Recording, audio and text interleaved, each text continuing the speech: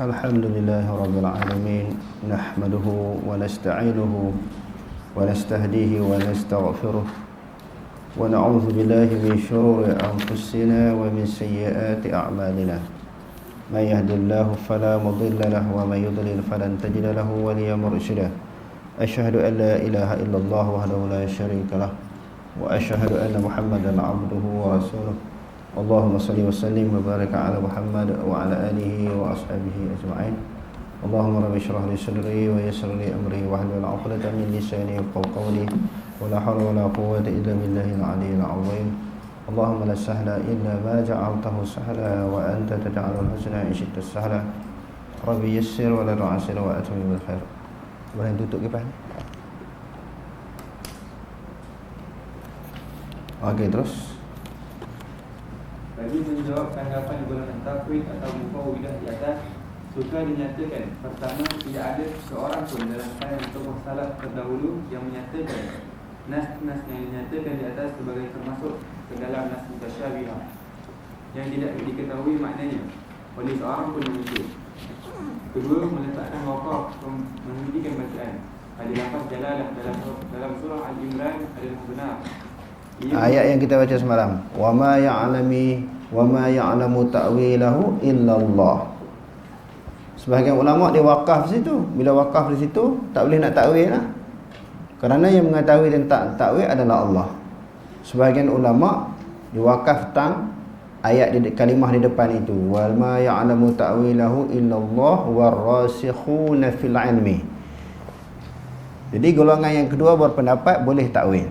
Jadi tapi kalau salaf dia tak takwil lah. Di sini ada dua makna, dua huraian, dua pendapat tentang masalah takwil dan juga takwil. Golongan salaf tidak mentakwilkan sebahagian besar daripada ayat-ayat mutasyabihat. Yang kedua, salaf sebahagian ulama, khususnya pendapat salaf, mereka tidak menganggap ayat-ayat sifat ini ayat mutasyabihat yang tidak difahami maknanya. Mereka faham makna. Generasi yang kemudian inilah yang tak faham. Mereka mengatakan salaf tak faham makna serah kepada Allah. Serah tu dipanggil apa? Tafwid. Serah tu dipanggil tafwid. Jadi sebahagian ulama, khususnya salaf, mereka tak mengatakan ayat sifat itu, ayat tangan, muka itu ayat mutasyabihat, ayat muhkam. Maknanya jelas, difahami. Cuma kafiat itulah yang diserahkan kepada Allah. Okey, terus. Ia merupakan pendapat majoriti ulama.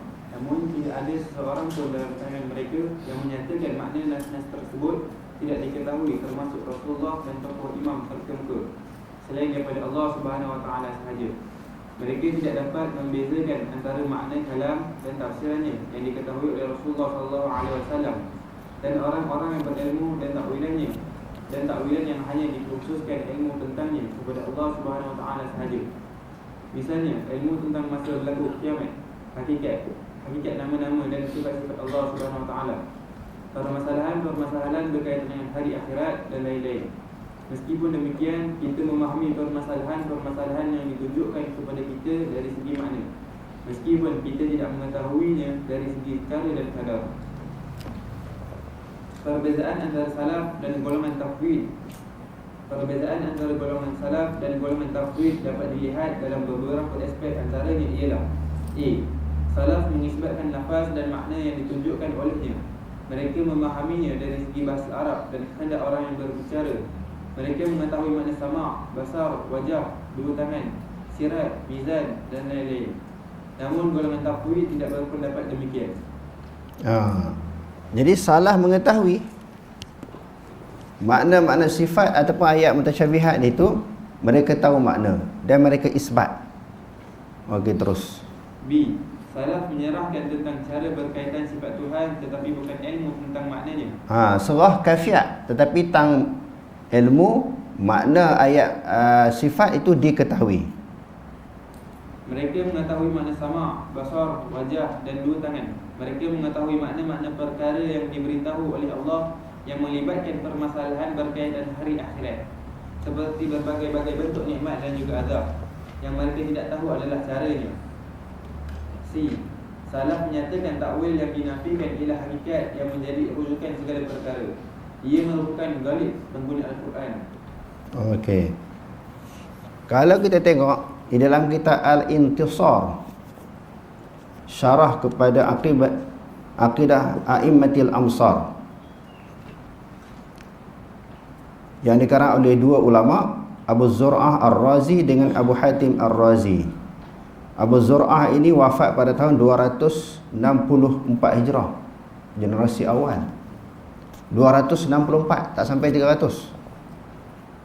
Adapun Abu Hatim Ar-Razi, dia wafat pada 200 pada tahun 277 Hijrah.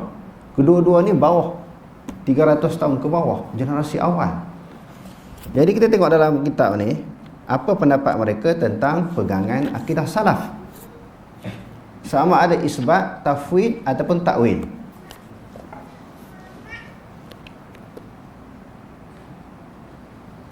Wasu'ila al-Imam Sufyan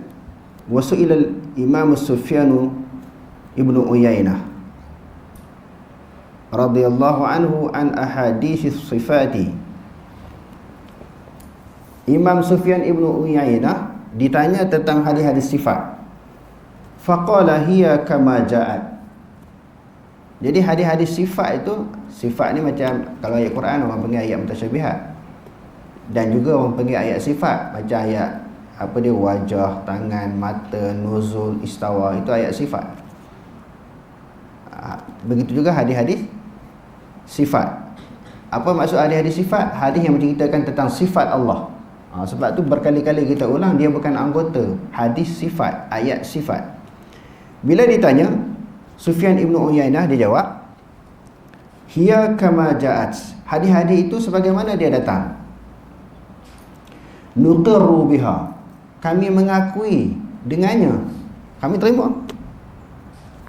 Wa nuhaddisu biha, kami sebarkan, boleh cerita, bukan kata benda tu tak boleh cerita. Bila kaifin, tanpa kaifiat, kami terima, kami akur, dan kami sebarkan ayat-ayat ataupun hadis-hadis tentang sifat. Itu yang dimaksudkan dengan apa dia, tentang hadis sifat. Wa qauluhum rahimahullahu ta'ala, amirruha kama ja'at. Ni orang duk ulang amirruha kama ja'at, lalu ayat tu pejam mata, tak tahu. Itu orang duk ulang. Sebab tu nak tahu akidah salaf, kena buka kitab salaf. Tak boleh buka kitab khalaf. Kalau kita baca kitab khalaf menceritakan tentang akidah salaf, tentu tafsiran, huraiannya, syarahnya tak betul. Jadi golongan salaf kata apa? Amirruha kama ja'at, laluilah ayat itu sebagaimana dia datang. Yaqtadi isbatil hadhihi as-sifati wal ahadithi dalati 'alaiha. Dia kata membawa kepada maksud isbat sifat-sifat ini dan hadis-hadis yang menunjukkan atas sifat Allah tadi. Kama waradat, sebagaimana dia datang, min ghairi ta'tilin, tanpa menafikan, tanpa menolak sifat itu. Kalau tolak itu yang dipanggil golongan Mu'attilah. Golongan apa? Golongan Mu'attilah yang menafikan sifat-sifat Allah. Fahuwa raddun 'alal Mu'attilah, iaitu menafikan ataupun menolak golongan Mu'attilah. Itu dipanggil amirruha kama ja'at. Apa maksud bila kaifin? Yang Imam Malik kata apa? Golongan salaf semua berpegang begitu, sebagaimana yang dipegang oleh Imam Malik. Al-istiwa'u ma'lumun wal kaifu majhulun. Bila kaifin, apa maksud bila kaifin? Yaqtadi tanzihaha anit tamsil al-mufdi ilaihi. Dia kata di sini, bila kaifin itu membawa kepada menyucikan Allah, membawa kepada menyucikan Allah daripada menyerupa, memisalkan Allah, yang membawa kepada mafdi ilahi talabal kaifiyati sifati, yang membawa kepada menuntut kafiat. Jangan duk cari kafiat, menuntut kafiat, cari kafiat. Macam mana nuzul, bagaimana istawa, Itu yang kata bila kaifin. Mereka tak cari kafiat, sebab kafiat tidak diketahui. Dia kata talab kafiat sifat, mencari kafiat sifat. Fahuwa raddun 'ala al-mumassilah al-mukayyifah. Bila kaifin ini nak menolak tentang golongan mumassilah, golongan yang memisahkan Allah dengan baharu, dan juga mukayyifah yang mentakifkan Allah, yang menyebut sifat Allah ni ada kafiat. Mereka sebut sifat Allah Ta'ala ni ada kafiat-kafiat yang tertentu. Bila ada kafiat yang tertentu, maknanya ada perbandingan, ada penyerupaan antara Allah dengan baharu. Sedangkan Allah mukhalafatuhu ta'ala lil hawadis. Kalau yang komen semalam, dia tengok daripada awal dia boleh faham ni. Dia tengok mungkin tengah-tengah, dia kata macam mana menyerupakan Allah dengan baharu. Sedangkan kita sebut berjuta kali lah, tak sama. Dia tak tengok daripada awal perbahasan. Jadi nak menunjukkan, nak menolak Allah Ta'ala mempunyai kafiat yang tertentu. Okey, ini kita tengok lagi ya. Wa qauluhum hadha dalun ala isbatihin li ma'na sifah, li ma'na sifati. Dan perkataan mereka ini menunjukkan isbat bagi makna sifat. Apa maksud isbat makna sifat? Makna tangan, makna istawa, makna ain, isbat, terima. Bukan tafwid, tafwid serah. Apa yang mereka serah adalah kafiat. Sebab tu dia kata tadi bila kaifin. Bila kaifin. Tidak ada kafiat. Okey, kita tengok lagi. Falau kanu la yuthbituna al-ma'na. Sekiranya golongan salaf tidak menisbatkan makna sifat, makna sifat Allah Ta'ala yang kita sebutkan tadi, istawa, nuzul, yad, wajah, ain dan sebagainya, kalau mereka tak isbat, lamahtaju ila nafyil kaifiyah. Nescaya mereka tidak menafikan kafiat. Kalau makna tak diisbatkan, tak perlu nafi kafiat. Mereka isbat dia punya makna sifat, yang dinafikan adalah kafiat. Jadi kalau tak terima makna sifat, tak perlu nafi kafiat. Faham tak ni? Tolak semua? Seorang dia kena ramai ni faham. Itu boleh ganti profesor 40 tahun driver profesor tu. Maknanya salaf dia isbat. Isbat maknanya terima. Adapun khalaf dia takwil. Dan sebahagian mereka menuduh salaf ini tafwid. Tak. Salaf hanyalah tafwid kafiat, cara bagaimana. Adapun makna mereka isbat. Sebab tu dia kata di sini, kalau salaf tidak mengisbatkan makna, nescaya mereka tak menafikan kafiat. Maknanya makna diterima, makna tangan terima. Yang nafi kafiat tangan. Makna turun Allah Ta'ala daripada langit, terima makna tu. Makna turun terima. Makna istiwa terima. Terima Allah Ta'ala istiwa atas arasy. Allah Ta'ala turun ke langit dunia, terima makna tu. Makna turun tu, terima. Tetapi apa yang dinafikan adalah kafiat. Macam mana duk kata, kita kata sama? Tak sama, kita duk kata banyak kali lah. Allah Ta'ala tak sama. Iz nafyul kaifi amma laysa bithabitin fa thabitin laghun. Dia kata kerana menafikan kafiat sesuatu yang tidak sabit adalah lagha. Mesti terima dulu baru nafi kafiat. Dia kata kerana menafikan kafiat sesuatu yang tidak sabit, tak sabit nafi apa? Menunjukkan makna itu diketahui, makna itu diterima, adalah lagha, sia-sia. Laghun minal qawli, sia-sia daripada perkataan. Walaysa muradahum, tidaklah itu maksud salaf. Bukan itu maksud salaf. Maksud salaf ni dia isbat dia punya makna ayat mutasyabihat, dan mereka nafi kafiat. Okey, tengok pula. Tadi bila kafin, amirruha kama ja'at. Laluilah ayat itu, hadis-hadis sifat ataupun ayat-ayat mutasyabihat, mujarradu zikriha min duni fahmi li ma'aniha bidalili qawlihim bila kaifin fahuwa nafyul ilmi bil kaifiyati laisa nafyan li haqiqati sifah. Kalau amirruha kama ja'at tadi hanya semata-mata sebut tanpa faham makna. Nak lalu apa? Makna pun tak faham. Nak lalu ni kita faham, kita nak jalan sesuatu jalan, nak lalu ke jalan tu kita kena tahu dulu jalan tu. Ini amir ruha kama ja'at, maknanya faham dulu makna baru serah. Fa ma'ani as-sifati bayyinatun. Makna sifat terang. Makna sifat tadi saya ulang lagi. Nuzul, istawa, yad, wajhun, ain, makna tu terang. Dia kata bayyinatun ma'rufatun, diketahui makna tu. Fil lughah, di sudut bahasa. Ma'a tanzihillahi an musyabihatil khalqihi. Berserta dengan membersihkan Allah ataupun mensucikan Allah daripada makhluknya. Bukan kata isbat makna tu kita menyamakan Allah. Tak. Sebab tu dia kata tangan yang layak, yang sesuai, nuzul yang layak, istiwa yang layak. Disebut oleh ulama salaf begitu, dipegang oleh Imam Malik dan juga imam yang empat, a'immatul arba'ah. Wa min huna, dan daripada sini jumi'a nahjul ahli sunnati wal jama'ati fi bab as-sifati. Dia kata daripada sinilah dihimpunkan pendirian ahli sunnah wal jamaah tentang bab sifat ini, baina tanzihi wal isbat, antara menyucikan Allah dan juga isbat. Isbat terima. Fayusbituna, maka salah menerima, mengisbatkan min ghairi takyifin wala tamsilin.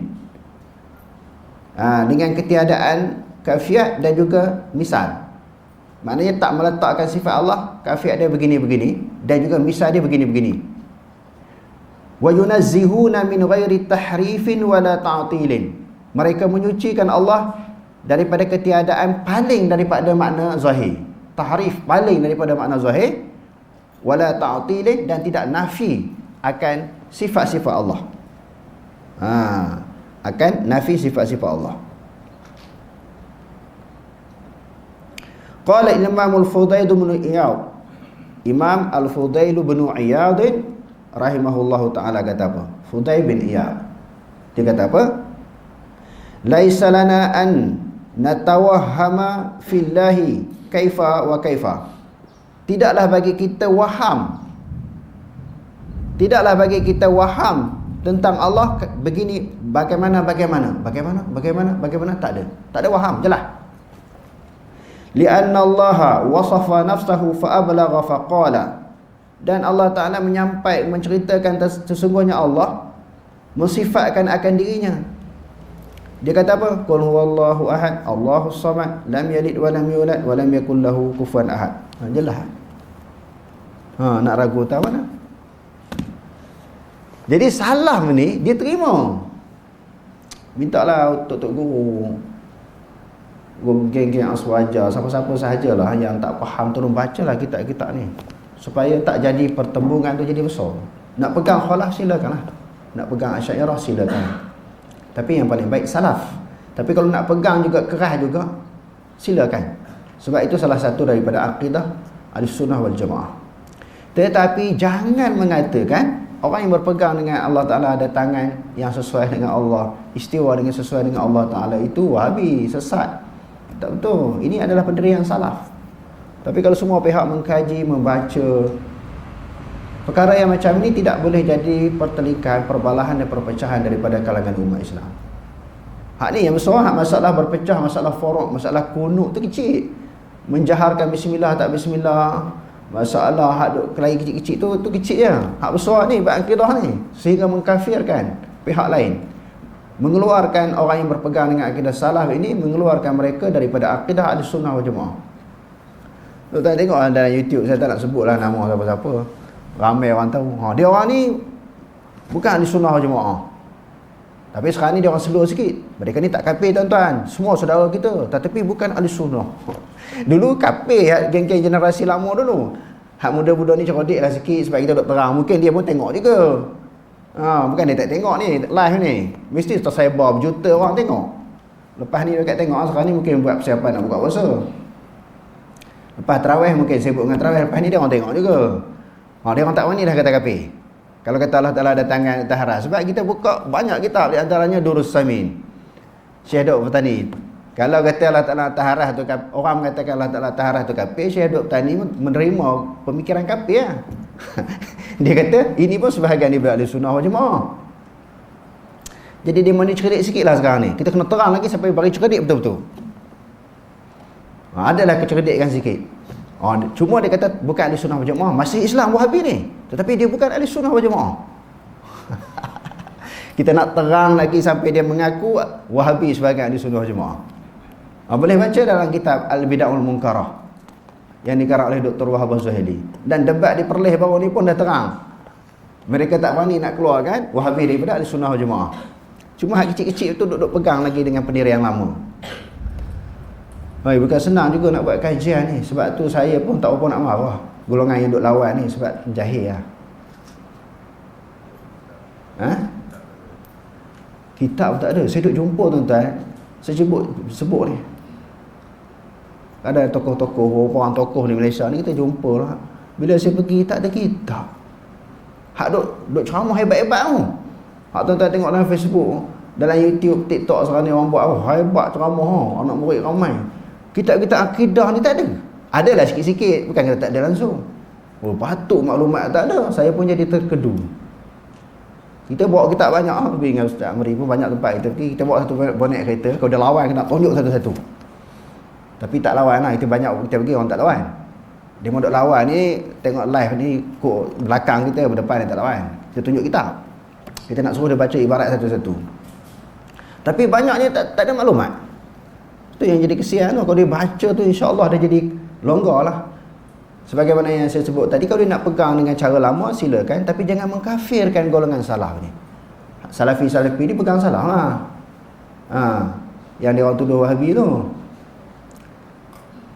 Cuma orang sebut tang perangai. Perangai tu memanglah bukan semua 100% lah. Orang salafi belum tentu perangai macam orang salaf. Cuma kita kata pegangan salaf, aliran salaf, manhaj salaf. Mereka yang berpegang kepada Asy'ariyah pun tak sama dengan Abu Hasan Asy'ari. Sama ke akhlak mereka dengan Abu Hasan Asy'ari? Sama ke akhlak dengan Imam Ghazali?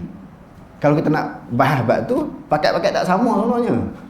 Cuma kita nak ikut sunnah ni, konon-kononnya ikut Nabi lah. Memang kita tak ikut Nabi 100%, tapi kita berusaha nak ikut Nabi. Memang kita tak sama dengan Nabi, tak sama dengan sahabat. Memang kita nak ikut. Itu usaha kita, sedaya upaya kita nak buang kelemahan kita. Kita nak terima amalan Nabi, pendirian Nabi, akhlak Nabi, amal segala ibadah yang dilakukan oleh Nabi, semua kita nak ikut. Cuma kemampuan kita ni terbatas, sebab tu tak sama.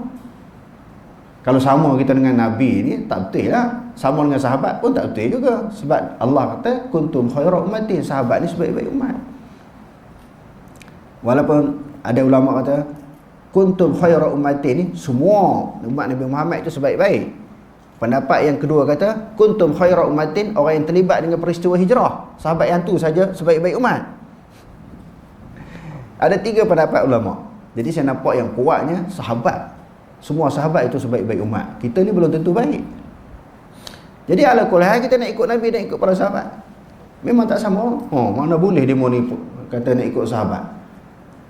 Pendirian kita memang begitu. Cuma kelemahan tu kelemahan masing-masing. Macam itulah yang kita sebut hari tu.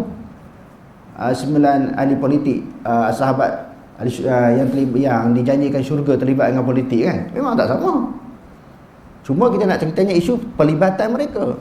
Bukan kata kita sama dengan mereka. Okey. Ada soalan tak? Apa yang kita bahas tadi? Walaupun banyak kali kita dah ulang, tapi tanya-tanya kadang tak faham lagi. Apa makna ta'til, apa makna tafwid, apa makna mukayyif, mumassilah, mujassimah.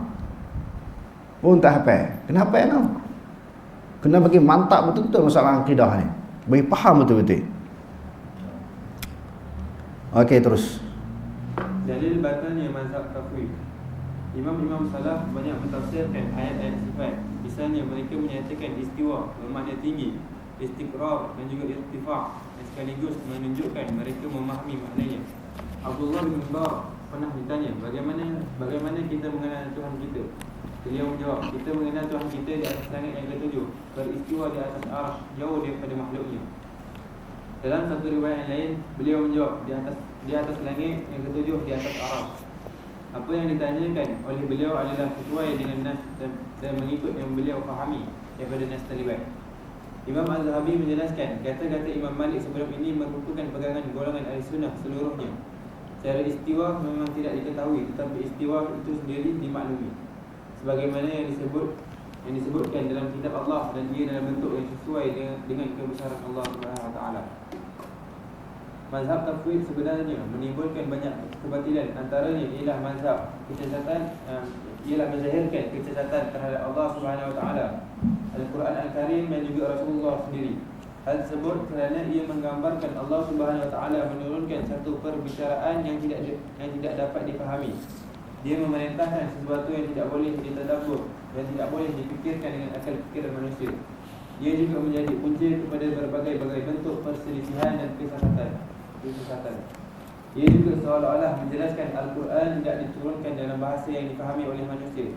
Rasulullah SAW pula seolah-olah tidak menyampaikan apa yang diamanahkan kepada baginda supaya disampaikan kepada manusia, dan tidak menjelaskan kepada manusia apa yang diturunkan kepada mereka.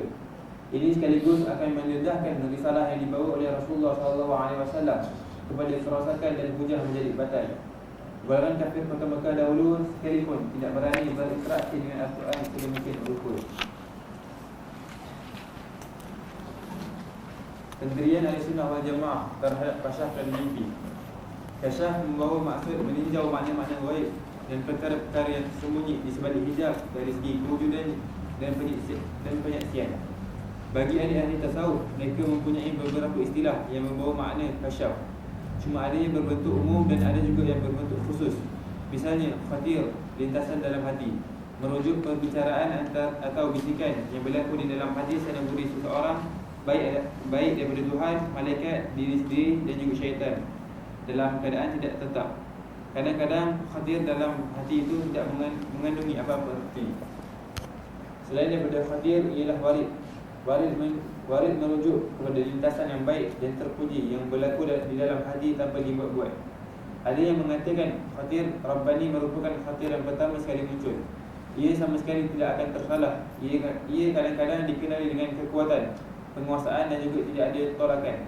Khatir yang datang daripada malaikat dinamakan sebagai ilham, iaitu campakkan sesuatu ke dalam roh atau diri seseorang.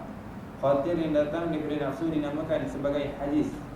Ia merupakan lintasan hati yang mengandungi bahagian daripada nafsu. Ia menyeru ke arah menyalahi syarak. Antaranya juga ialah tajalli. Ia merujuk kepada cahaya-cahaya gaib yang terdedah kepada hati. Begitu juga dengan istilah zauq. Ia merujuk kepada cahaya makrifah yang dicampakkan Allah ke dalam hati para wali. Dengan cahaya tersebut, seseorang dapat membezakan antara kebenaran dan kebatilan tanpa menukilkannya daripada mana-mana kitab atau lain-lain. Mimpi pula merujuk kepada tangkapan yang Allah campakkan ke dalam hati seorang hamba menerusi tangan malaikat, syaitan, atau dengan nama-namanya atau hakikatnya, sama ada berdasarkan ibarat atau campur aduk. Perkara yang sebanding dengannya yang berlaku dalam keadaan sedar dinamakan sebagai khawatir. Khawatir. Golongan Ahlussunnah wal Jamaah mengiktikadkan kebenaran yang tidak dicelah dengan kebatilan ialah terdapat dalam Alkitab, As-Sunnah dan juga ijma'. Jadi maknanya masalah lintasan hati, kasyaf tak ada. Perbahasan ulama tu adalah, tapi untuk mencari kebenaran dia berdasarkan bersumber. Dia bukan daripada mimpi, kasyaf, perasaan dalam hati. Macam mana dia nak kenal sesuatu kebenaran? Dia semua berdasarkan kepada hujah dan juga dalil. Jadi bersumber yang asal iaitu Quran dan juga hadis. Dan juga ijma' para ulama. Okey, terus sebaliknya, sumber yang lain daripada itu seperti ilham, mimpi, khasyaf, Israiliyat, cerita dan lain-lain mengandungi kebatilan dan juga kebenaran. Boleh jadi benar, boleh jadi salah. Masalah khasyaf, cerita-cerita orang, masalah khasyaf mimpi boleh benar, boleh jadi salah. Tetapi nak pegangkan sebagai satu hujah, satu fakta, satu dalil, tak boleh. Sebagai panduan untuk diri sendiri boleh. Maksudnya panduan diri sendiri apa dia? Apabila mimpi itu sesuai dengan Quran hadis. Quran dan hadis yang sahih. perasaan lintasan hati yang sesuai dengan Quran hadis yang sahih. Boleh kan? Kalau tidak, sebab tu dia kata boleh jadi benar, boleh jadi salah. Bukan satu pegangan yang kukuh dengan mimpi kasyaf ini untuk menentukan kebenaran. Al-haqqu min rabbik fala takunanna minal mumtarin. Kebenaran daripada Allah, daripada Tuhanmu Quran. Ittabi'u ma unzila ilaikum min rabbikum. Ikutlah apa yang diturunkan daripada Tuhan kamu. Maknanya apa yang Allah Ta'ala turunkan iaitu Quran. Okey, terus. Ia perlu dibentangkan kepada Alkitab dan juga As-Sunnah. Mana-mana yang tidak dibentangkan, tidak bertentangan dengan kedua-dua sumber tersebut boleh diterima, dan mana-mana yang bertentangan dengan kedua-dua sumber tersebut adalah ditolak. Orang Islam yang sebenar ialah orang yang cukup berpada dengan risalah yang dibawa oleh Rasulullah SAW dan dengan baginda sebagai pembawa risalah tersebut dari segi ikutan tanpa syarat. Sebaliknya yang lain daripada itu, ia merupakan ikutan yang terikat dengan syarat, tidak bertentangan dengan syarak.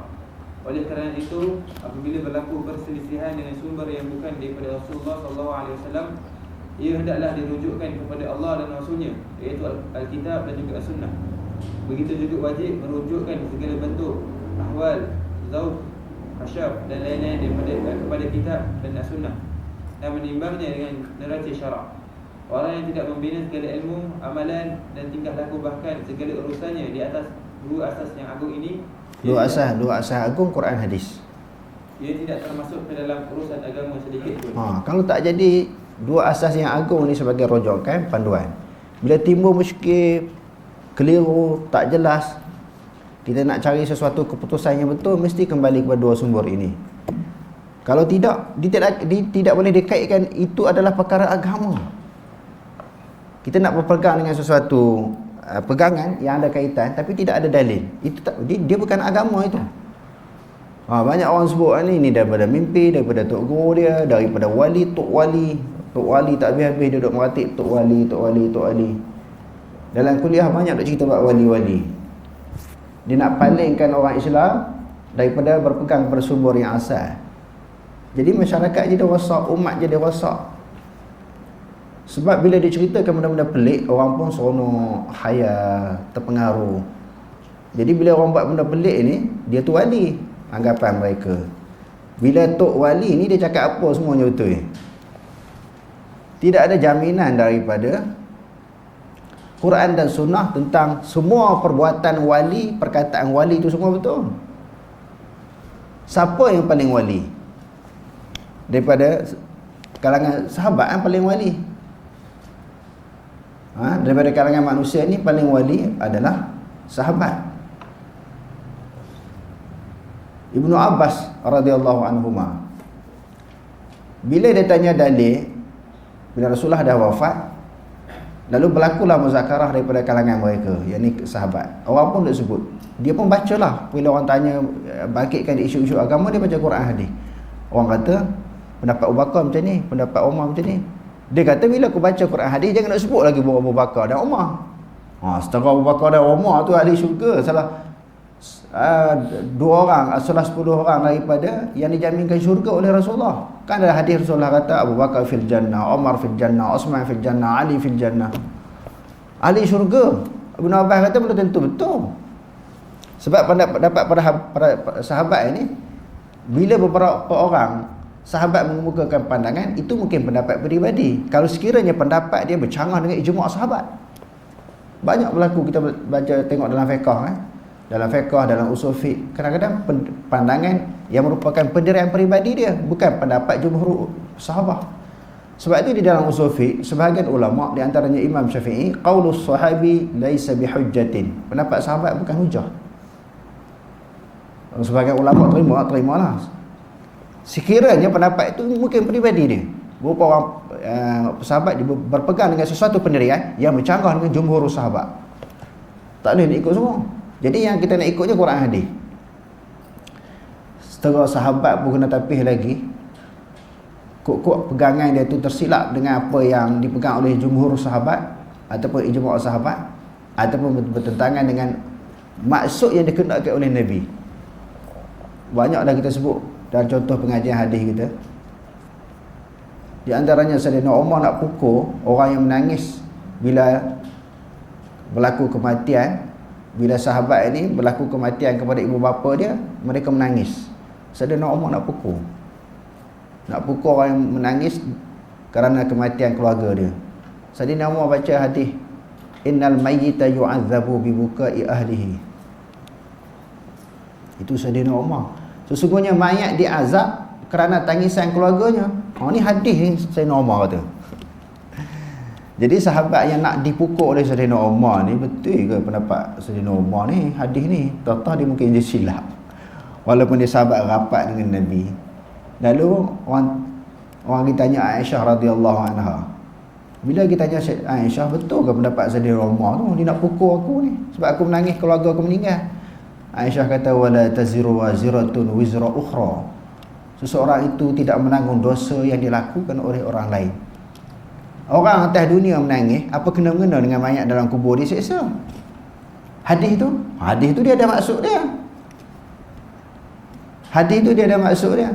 Maksudnya, ada di kalangan orang sebelum dia mati, dia ikut perangai jahiliah, orang Islam ni tadi.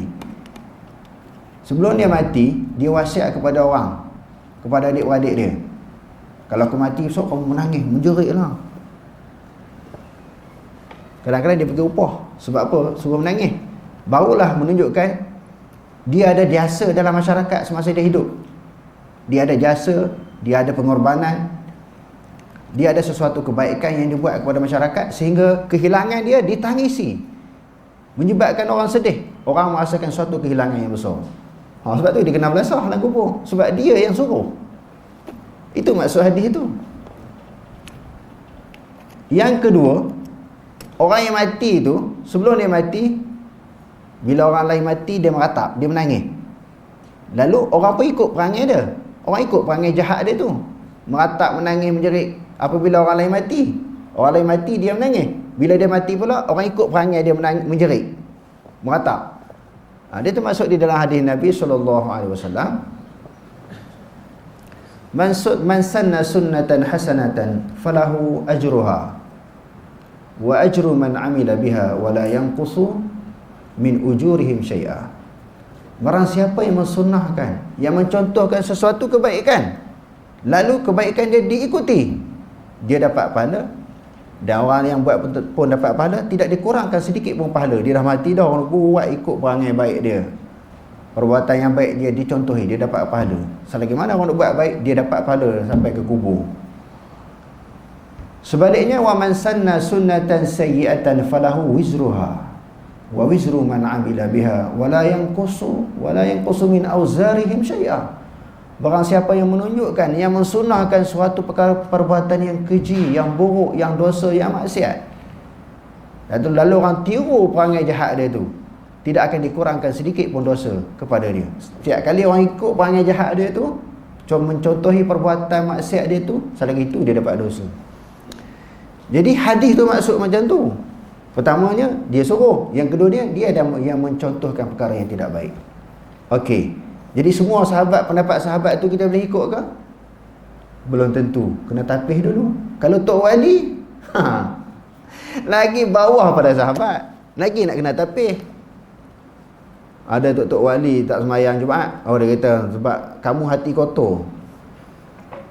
Kita tengok dia tak sembahyang Jumaat, sebenarnya kamu tu hati rosak, bukan kata wali tu. Nampak? Wali tu okey. Sebab bila kita tengok kita ni penuh dengan maksiat, kata dia, penuh dengan dosa, kita nampak orang yang wali tu nampak buat salah, padahalnya tu dia tu orang yang baik. Kita nampak tu jadi terbalik, dia kata. Berapa kali orang tengok Rasulullah tak sembahyang Jumaat? Rasulullah ni atas pada wali, para sahabat tak sembahyang Jumaat. Ada? Kalau nak tengok dengan cara terbalik, ada orang sebut, ada yang beberapa individu yang diiktiraf di Malaysia ni, yang dianggap sebagai wali, orang tu tak pernah nampak sembahyang Jumaat. Orang duk tengok masjid persekitaran di kampung dia tu. Dan saya sendiri pun, saya pernah cerita di sini, orang dikatakan wali juga, orang tu pun dah tak ada lah. Ingat tahun lepas meninggal. Itu pengalaman bagi diri saya sendiri. Pada hari Jumaat saya pergi ke rumah dia, adalah urusan yang tertentu, saya masuk ke kampung tu, kebetulan orang duk cerita dia ni tak sembahyang Jumaat. Saya pun pergi jumpa dia. Dia tengah duk jalan ikan di kolam dia tu. Saya kata, Haji, Haji ni hari ni main Jumaat di mana? Dia akan sembahyang sama ada di Lubuk Merabah, Masjid Lubuk, ataupun Masjid Laneh, sebab dia duduk tengah-tengah. Saya ikut dan, dia kata. Ikut dan di mana haji? Saya pun terus tekan. Di Lubuk ke di Laneh? Dia kata saya ikut dan. Ikut dan tu di mana? Dia tak boleh nak cerita sampai ke sudah. Tiba-tiba anak murid dia kata dia ni memanglah dia pergi sembahyang Jumaat, kita yang tak nampak. Saya tanya dia sendiri. Bukan saya nak reka, saya tak nak sebutlah, dia pun tak ada lah. Semoga Allah maghfirlahu warhamhu. Tapi anak murid yang ikut dia tu kena taubat lah. Memang dia tak sembahyang lah. Banyaklah cerita-cerita dengan dia ni yang dianggap wali. Bila berlaku kematian kepada sesebuah ahli keluarga, dia jumpa keluarga tu, dia tak nak tahu dah apa nasib mayat dalam kubur ni. Dia nak mayat hajat. Dia nak sembahyang hajat malam ni. Lepas tu bagilah upah RM300, RM400 sebut. Masa tu isteri saya mengajar Tuan Perak, arwah isteri saya tu mengajar Tuan Perak. Balik cerita, dia kata abang betul ke boleh tahu nasib orang dalam kubur? Siapa cakap? Orang ni sekian-sekian. Dia nak suruh hak wali tadilah. Tuan-tuan pun tahu kan. Saya kata mana boleh macam tu, Rasulullah pun tak tahu apa yang berlaku dalam kubur kecuali wahyu yang disampaikan. Dia kata tak, dia duk minta duit seorang RM300. Nak tahu mak dia dalam kubur, ayah dia dalam kubur, bagaimana nasib dia. Semua dia cerita semua okey. Hak bagi duit dia seronok. Mati saja, bila orang meninggal dia pergi rumah orang tu. Dia nak mayat hajat malam ni, nak minta Allah Ta'ala tunjuk nasib orang mati dalam kubur macam mana. Ni bahaya tuan-tuan kalau mengaji tak berdasarkan kepada Quran dan Sunnah ni. Cukup bahaya, merebak. Bukan hak seorang tu je, hak duk ceramah dalam YouTube, Facebook tu. Melambot. Pengalaman saya. Ada satu kali tu, tadi saya sebut di Jerelun.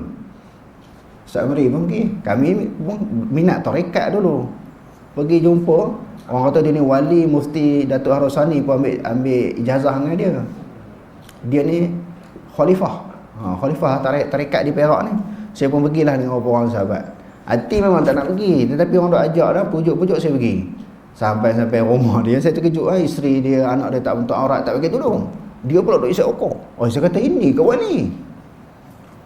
Dia kata kita ni berzikir kepada Allah Ta'ala kena rasa lazat sebagaimana kita isap okok. Saya kata, ya Allah, macam ni ajak aku nak pergi jumpa wali ke wali? Saya ni jenuh juga. Masa saya duduk mengaji dulu, masa zaman muda dulu duduk cari tarekat. Nak jadi hebat. Nak jadi wali. Semua tu karut tuan-tuan. Saya ada pengalaman bukan dengan cerita orang. Saya duduk kaji banyak tarekat. Banyak individu yang saya jumpa. Banyaknya, kalau bab sanad tu tak usah sembang, taubat lahum tak sampai kepada Rasulullah. Sampai kepada sahabat pun tidak. Amalan mereka bercanggah. Amalan bercanggah, pemikiran bercanggah, percakapan mereka pun bercanggah dengan Quran hadis. Isap okok ni, rasa lazat begitulah kita zikir kepada Allah. Dia duk sedang buat benda haram. Dia duk kata itulah kelazatan, nikmat di dalam ibadah. Macam mana faham itu? Anak murid ramai. Jangan duk kutuk dia. Kutuk orang melampau lah. Dia orang terlalu fanatik. Bahkan yang duk ambil tarekat ni, tinggal sekejap perbahasan ni, ustaz-ustaz juga. Ada seorang ustaz tu, kalau cerita kenal kadang-kadang mari sini, saya tak nak sebut nama dia. Dia tu, ustaz jom kita ambil tarekat pada guru tu. Saya kata, anak dah pergi dah, saya kata kat dia. Malam tu dia kata, kami ambil tarekat, selepas ambil bersalam tu, angin kencang datang. Dia kata, pintu ni tingkap musalla tu buka tutup. Saya kata itu je hujah hantar untuk menentukan kebenaran. Kalau tak saya cerita, tuan-tuan semua kenal. Saya kata taubat lah Syekh, hantar ni mengaji. Benda-benda khurafat ni jangan percaya. Yang kata wali, yang kata saya tadi, dia ni duduk di Tiong. Hak saya kata wali tu tadi, dia tak ada dah. Ustaz yang sama juga jumpa saya hari Jumaat. Dia kata, ustaz tolong cerita rumah wali tu. Dia bawa kepada saya kunyit, 5 purut, ada berapa halat. Saya kata nak pergi ke mana ni? Nak masak ni? Dia kata nak pergi mandi sunat taubat. Saya kata, ada ke sunat taubat ni? Dalam mazhab mana yang kita belajar?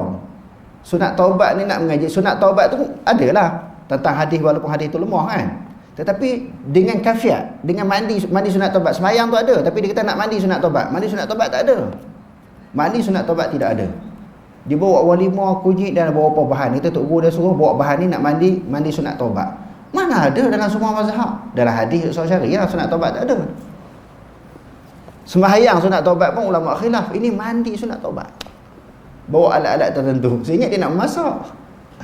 Bawa alat-alat awal-awal untuk memasak. Oh, pening tuan-tuan. Itu hak mengaji agama lah tu. Boleh kena tipu lagi.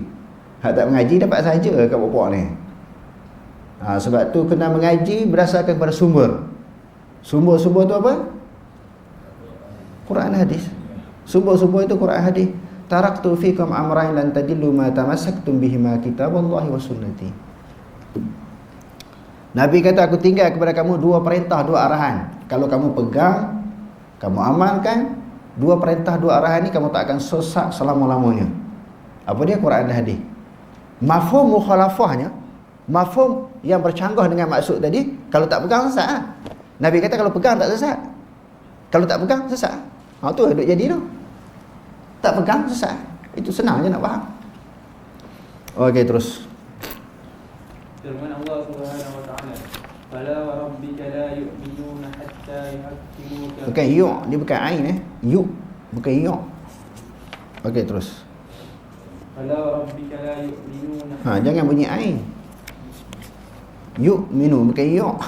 Itu bunyi ain. Lepas ni betul makhraj. Okey, terus. "Rabbika la yu'minuna hatta yuhaqqimuka fima shajara bainahum. Thumma la yajidu fi anfusihim harajan mimma qadaita wa yusallimu taslima." Maksudnya, maka demi Tuhanmu wahai Muhammad, mereka tidak disifatkan beriman sehingga mereka menjadikan engkau hakim dalam mana-mana perselisihan yang timbul di antara mereka. Kemudian mereka pula tidak merasa di hati mereka sesuatu keberatan dari apa yang telah engkau hukumkan, dan mereka menerima keputusan itu dengan sepenuhnya. Bila berlaku perselisihan pendapat, Rasulullah keputusan. Zaman Nabi, rujuk kepada Nabi lah. Zaman sekarang, rujuk kepada hadis. Keputusan yang disebut dalam hadis tu mutamat. Tak boleh kita ragui lagi. Okey, terus. Firman Allah Subhanahu wa taala, "Ya ayyuhalladzina amanu atii'u Allah wa atii'ur rasul wa ulil amri minkum.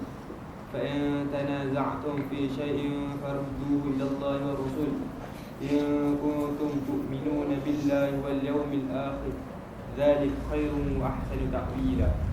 Maksudnya, wahai orang-orang yang beriman, taatlah kamu kepada Allah dan taatlah kamu kepada Rasulullah dan kepada ulil amri, orang-orang yang berkuasa dari kalangan kamu. Kemudian jika kamu berbantah-bantah berselisihan dalam sesuatu perkara, maka hendaklah kamu mengembalikannya kepada kitab Allah, Al-Quran dan sunnah Rasulnya. Jika kamu benar beriman kepada Allah dan hari akhirat, yang demikian adalah lebih baik bagi kamu dan lebih elok pula kesudahannya. Al-Imam Ibn Qayyim Al-Jauziyah menjelaskan punca kesesatan setengah ahli tasawuf ialah kerana mereka menjadikan zauq, wajh, hal dan lain-lain sebagai pemutus hukum yang dijadikan rujukan dalam melakukan perkara yang diharuskan atau ditegah, dan perkara yang sahih dan juga fasid. Mereka juga menjadikannya sebagai neraca penilai bagi menilai kebenaran dan juga kebatilan, sehingga kerana mengutamakan perkara tersebut mereka sanggup melemparkan ilmu dan nas ke belakang. Okey. Sebahagian daripada Ibn Qayyim Al-Jauziyah, orang-orang yang sesat, yang terpesong daripada kebenaran ini kerana merasakan kasyaf zauq. Zauq ni perasaan hati kan. Apa yang dirasai oleh hati, konon-kononnya bila kita berzikir banyak-banyak, hati kita bersih, jadi hati boleh menentukan betul salah. Ini sebahagian orang sesat kes ni zauq, kasyaf. Kasyaf ni, benda tu, kasyaf-kasyaf ni boleh jadi benda yang kita sebut hari tu istidraj. Tak boleh diukur dengan penilaian perasaan kita. Jadi hak dia sesat jadi macam tu. Dia duduk jadi haya, lara. Dia jadi apa dia? Jadi macam orang haya mabuk ketung, apa dia panggil? Ini isap gam, ketung, ganja tu. Dia macam ada satu perasaan haya, lali. Pemikiran tak waras, macam mana boleh menentukan kebenaran ataupun kesalahan? Pemikiran pun tak waras. Okey, terus. Akibatnya, keburukan dan kerosakan meningkat, manakala petunjuk iman dan tingkah laku yang lurus mulai lenyap. Perjalanan hidup yang pada asalnya ditunjukkan kepada Allah mula bertukar haluan kepada memenuhi kehendak nafsu. Orang-orang yang tidak melihat kepada zauq dan wajh sebenarnya menyembah Allah Subhanahu Wa Taala Sebaliknya, orang yang mendakwa memperoleh khasyaf dan zauq sebenarnya menyembah nafsu mereka sendiri. Syariat adalah pemutus hukum dan bukan pihak yang diputuskan hukum. Sekiranya perkara luar biasa, khasyaf, hal dan lain-lain menjadi pemutus hukum dengan cara mengkhususkan perkara yang umum, mengikat perkara yang mutlak, mentakwilkan perkara yang zahir dan seumpamanya, bermakna sesuatu yang bukan syariat menjadi pemutus hukum dan syariat pula menjadi pihak yang diputuskan hukum. Jika itu yang berlaku, ia merupakan perkara yang disepakati oleh ulama sebagai batil.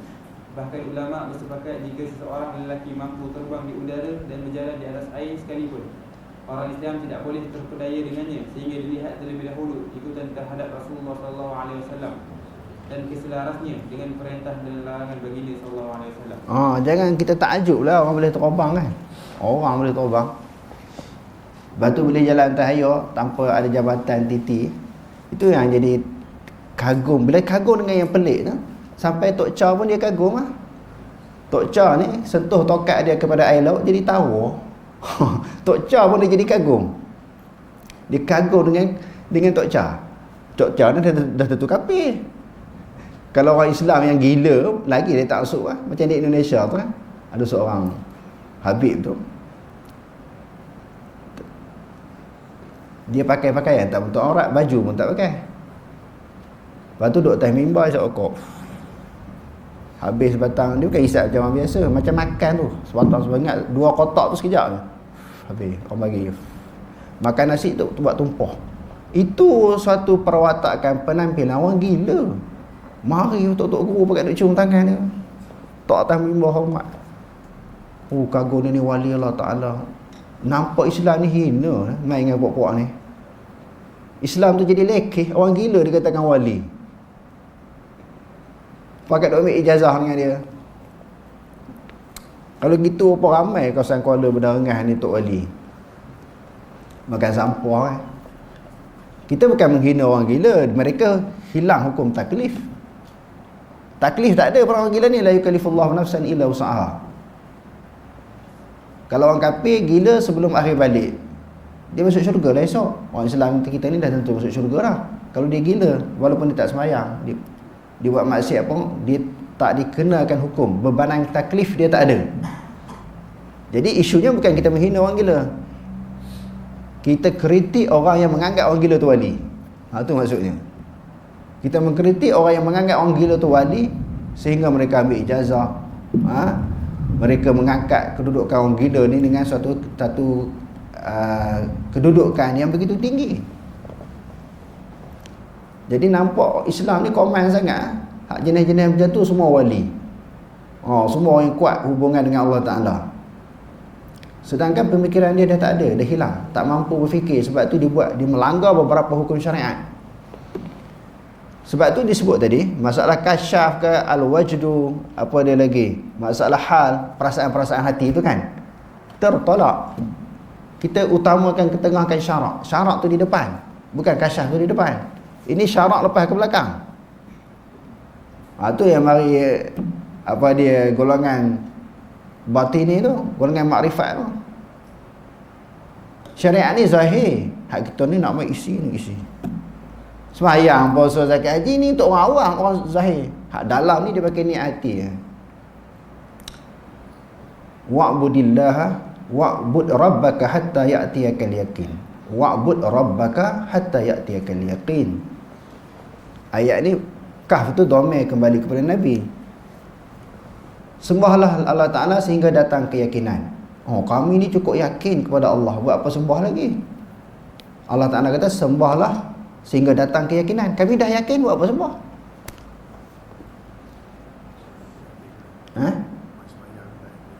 Selagi mana tak duduk semayang, selagi mana duduk semayang tak yakin.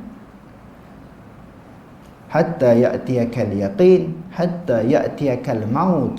Itu yang disebut di dalam hadis, juga di dalam kitab-kitab tafsir.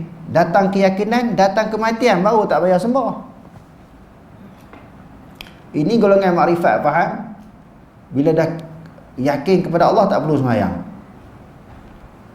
Daripada kalangan manusia, siapa paling yakin? Rasulullah pun dah tinggal sembahyang tak?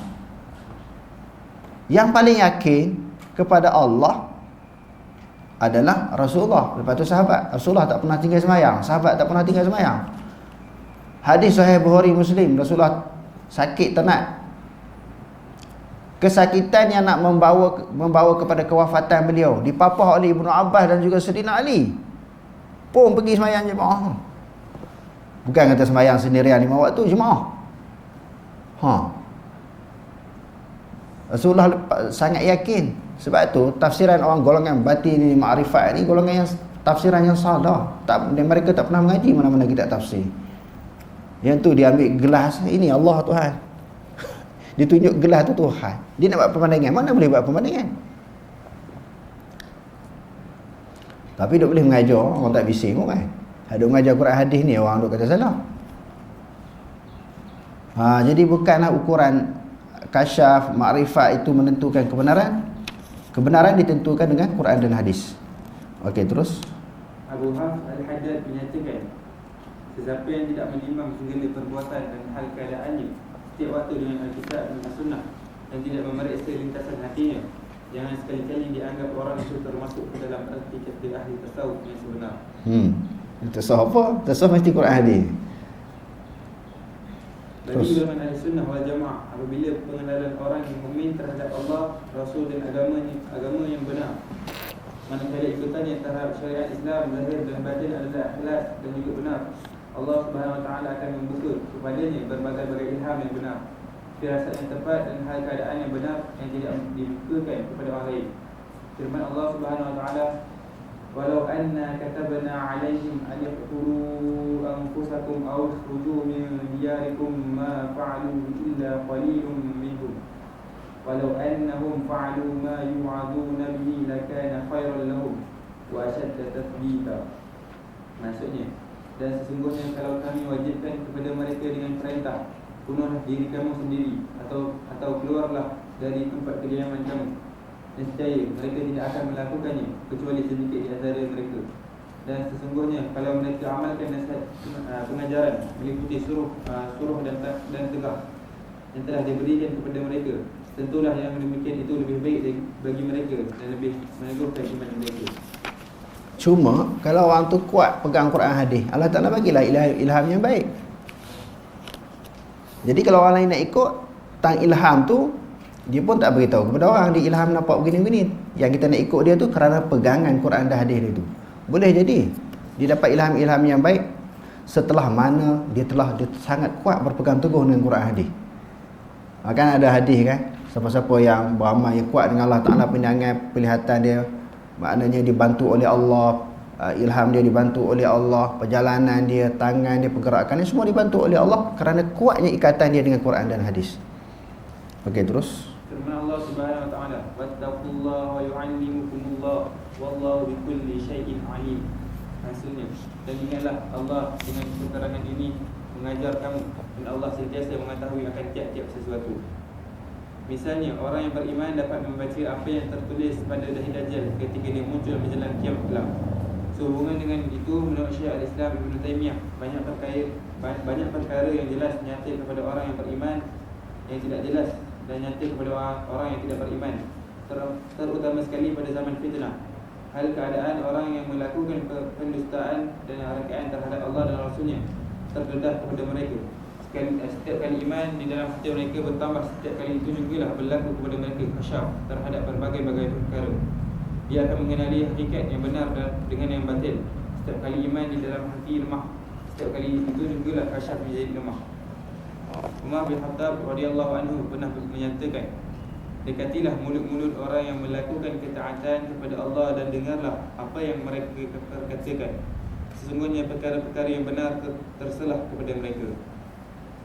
Abu Utsman An-Naisaburi pula menyatakan, sesiapa yang melaksanakan sunnah ke atas dirinya, baik berbentuk perkataan maupun perbuatan, akan berbicara dengan hikmah. Sesiapa yang melingkuni dirinya dengan runtuhan nafsu, baik dari segi perkataan maupun perbuatan, akan berbicara dengan bid'ah. Jadi kalau orang yang kuat ingat kepada Allah, berpegang teguh dengan Quran Sunnah ni, percakapan dia tu keluar ilham-ilham yang baik. Kerana percakapan ni bukan didorong oleh hawa nafsu, oleh kejahatan dan syaitan, tetapi ilham yang baik yang datang daripada malaikat. Okey, terus. Syah Al-Qarmani pula menyatakan, sesiapa yang menutup pandangan matanya daripada melihat perkara-perkara haram, menahan diri daripada terlibat dengan perkara-perkara syubhah, mengimarahkan batinnya dengan muraqabah yang berterusan dengan zahirnya, dengan mengikut sunnah, dan juga membiasakan dirinya memakan makanan yang halal, firasatnya tidak akan meleset. Kadang-kadang tidak dinafikan muncul perkara yang disangkakan sebagai karamah pada tangan orang yang melakukan latihan yang rohani, meninggalkan memperbanyakkan makan dan minum, dan melazimi berjaga malam dan berkhulwah, seperti dapat memberitahu tentang kematian orang yang hadir dalam sesuatu majlis, kedatangan seseorang pada waktu ini dan berkhulwah, namun ia tetap tidak menunjukkan satu bentuk karamah yang sebenar, dan orang itu pula tidak mungkin seorang wali Allah. Bahkan ia banyak berlaku kepada orang-orang yang melakukan latihan rohani, seperti golongan kafir Hindu dan lain-lain. Pun boleh jadi orang yang duk zikir kuat, berkhalwat.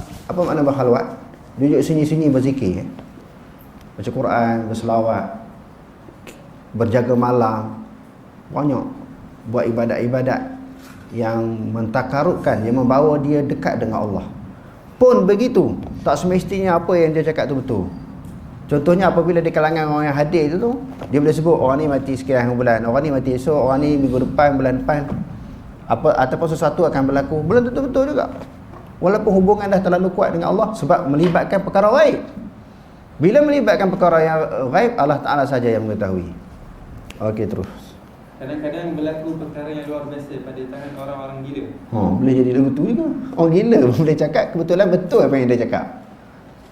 Okey, terus. Malah kadang-kadang ia dianugerahkan dengan khasyaf yang betul, sedangkan dia sendiri bergulumang dengan najis dan bercampur dengan berbagai-bagai kotoran.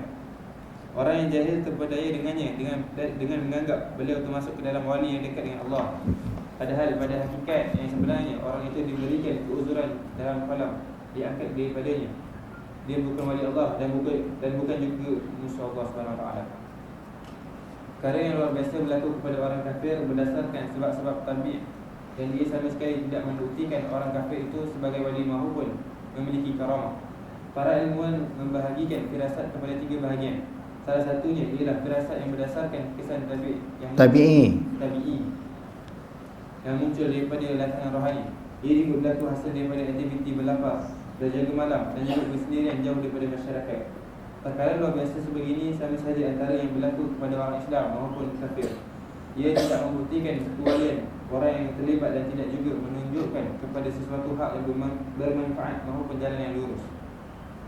Apalagi perkara luar biasa itu sendiri berlaku kepada orang Islam dan juga kafir yang melibatkan punca yang berbagai-bagai dan sumber yang berbeza-beza. Kadang-kadang datang daripada Allah, kadang-kadang juga datang daripada diri manusia, dan kadang-kadang juga daripada syaitan. Ia pula tidak membuktikan tentang kewalian seseorang dan karamah berlaku kepada orang tersebut. Jika tidak berlaku kepada seseorang Islam, tidaklah memudaratkan dirinya. Ia bermakna orang yang tidak berlaku khasyaf pada dirinya tentang perkara-perkara baik, dan tidak dimudahkan untuknya penggunaan elemen yang ada pada alam maya ini. Kedudukan dan martabatnya sedikit pun tidak terjejas di sisi Allah Subhanahu Wa Taala. Bahkan tidak berlaku perkara tersebut pada dirinya bermanfaat untuk dunia dan akhirat sekaligus. Walau bagaimanapun, jika benar cara beragama seseorang Islam, baik dari segi ilmu maupun amalan, ia melahirkan perkara luar biasa kepada seseorang yang terlibat jika diperlukan olehnya. Firman Allah Subhanahu Wa Taala, "Ala in awliya Allah la khawfun 'alaihim wa la hum yahzanun alladhina amanu wa kanu yattaqun."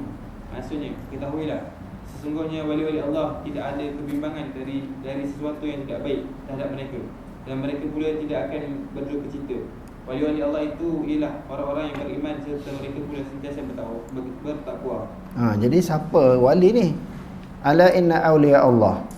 Ketahuilah sesungguhnya wali-wali Allah Ta'ala la khaufun alaihim, tidak ada ketakutan atas mereka, dan juga mereka tidak berduka cita. Alladzina amanu, orang betul-betul beriman kepada Allah Ta'ala, wa kanu yattaqun, dan mereka juga orang yang bertakwa, yang takut kepada Allah Ta'ala. Yang ni yang wali ni, walaupun tak ada karamah, walaupun tak ada perkara-perkara yang luar biasa kepada mereka, bila mereka takut betul-betul kepada Allah, melaksanakan yang diperintahkan, meninggal yang dilarang oleh Allah, mereka sebenarnya wali Allah. Terus dalam ayat di atas, Allah Subhanahu Wa Taala tidak menyebut tentang mereka yang lebih baik daripada ungkapan iman dan takwa.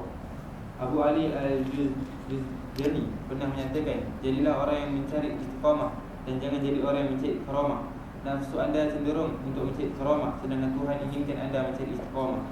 Banyak orang nak buat ibadat nak jadi wali Nak jadi wali, nak dapat karamah.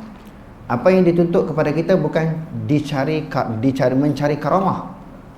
Ingat di dalam kita melakukan ibadat bukan nak menghasilkan karamah, yakni kemuliaan. Di dalam ibadat kita nak cari istiqamah supaya tetap. Al-istiqamatu khairun min alfil karamah. Istiqamah itu lebih baik daripada 1000 karamah.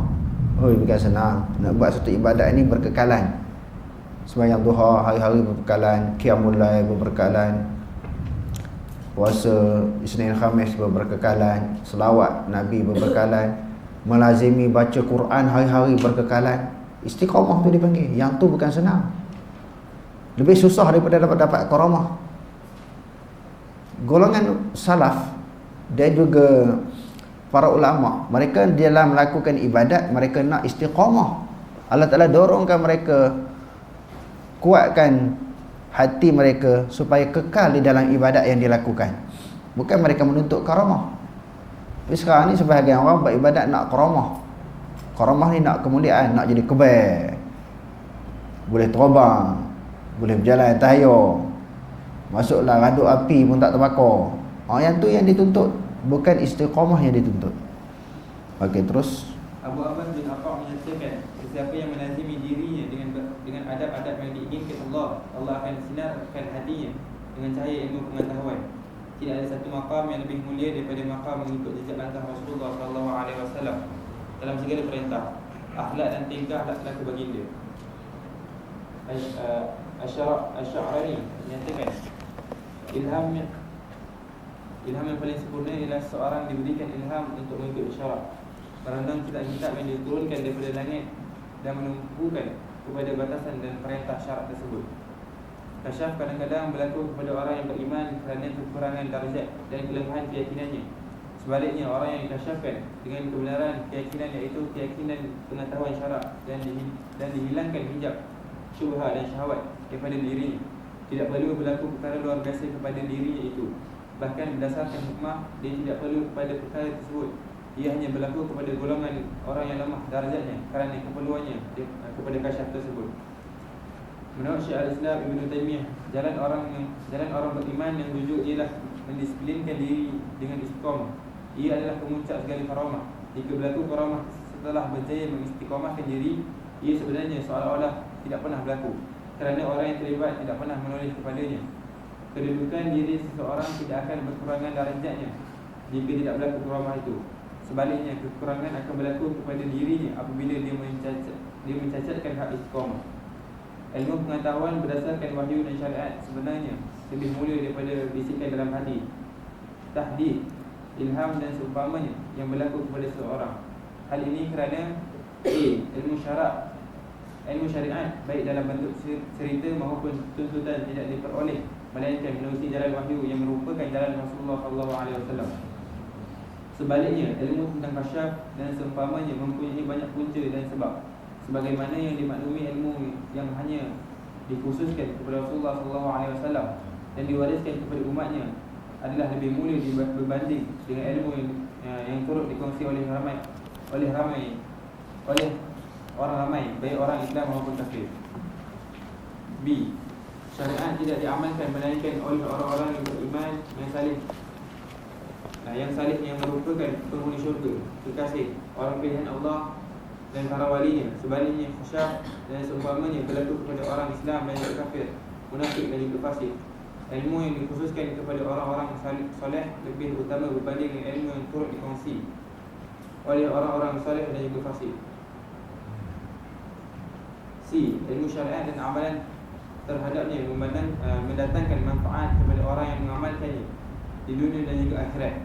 Di samping dapat membendung kemudaratan di dunia dan juga akhirat tanpa memerlukan kepada kasyaf dan lain-lain.